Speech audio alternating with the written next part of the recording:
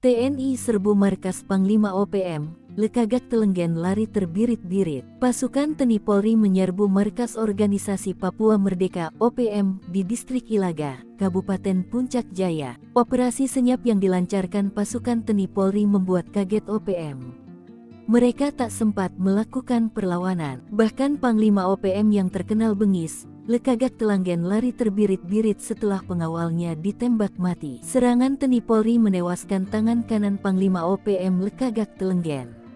Lesmin Walker tewas ditembak setelah sempat hendak melawan. Lekagak Telenggen yang terkenal bengis itu kini harus berpindah-pindah dari satu tempat ke tempat lain. Sebab hanya dengan cara itu, ia bisa lolos dari kejaran aparat TNI Polri. Dari markas Lesmin Walker itu, TNI Polri mengamankan sejumlah dokumen penting yang terkait dengan Papua Merdeka. Turut diamankan pula beberapa helm militer, senjata tajam dan sejumlah handphone. Bahkan dari dokumen yang diamankan itu, terungkap pula sejumlah rencana penting KKB.